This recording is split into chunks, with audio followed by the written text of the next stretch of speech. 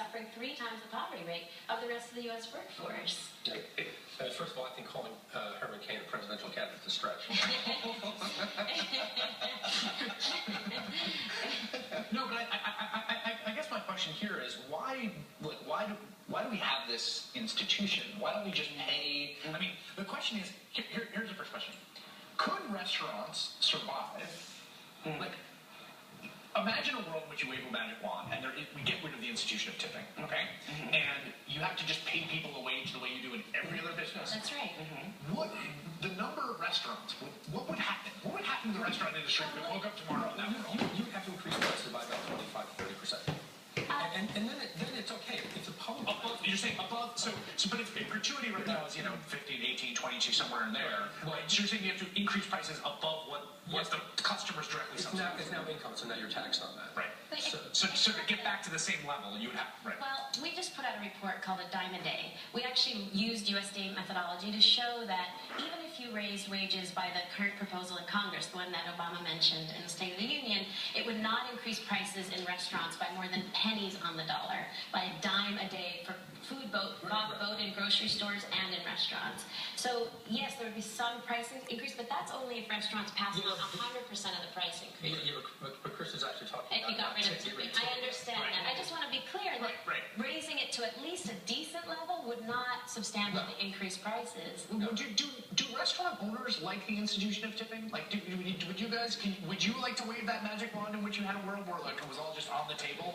Well, I imagine different people in the industry have different opinions about it, but I think it's a vestige of the fact that it is difficult to. Not only our profit margin is very slow, very small, but there's tremendous labor costs. Right. So it's a way of keeping down labor costs and making sure that the people can still afford the product that we're selling. Would you, if you can go back, would you have rather have made a straight wage that you knew you could count on rather? Sure. I mean, this way, at the end of the week, I'm not playing. I go into work. I know how many hours I've worked. I know how much I've got. I'm coming home to. I don't have a voided check, and I could do my budget math and make things stretch better than okay, tonight I need to make $300. Come on, $300. Right. I don't have to do that anymore, and walk home with 75. Yeah, I think also you inject more of a sort of idea of meritocracy in restaurants when that happens. How so? Well, because right now, let's just say you're working in a restaurant that tips their pools. Right. You can have someone who's really not pulling their weight and still taking money.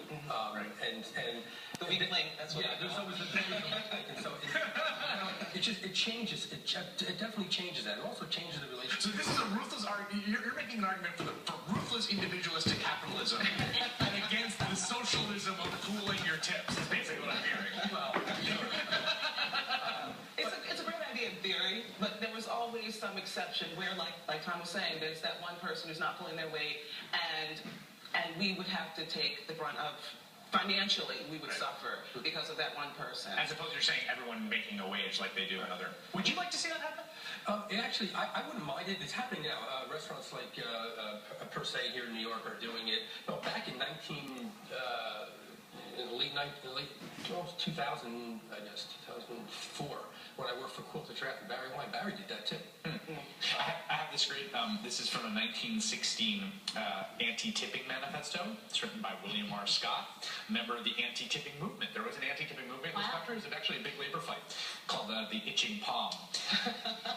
This is so good. In the American democracy, to be servile is incompatible with citizenship. Every tip given in the United States is a blow at our experiment in democracy. The custom announces to the world that we do not believe practically that all men are created equal. Unless a waiter can be a gentleman, democracy is a failure. If any form of service is menial, democracy is a failure. Those Americans who dislike self-respect in servants are undesirable citizens. They belong in an aristocracy.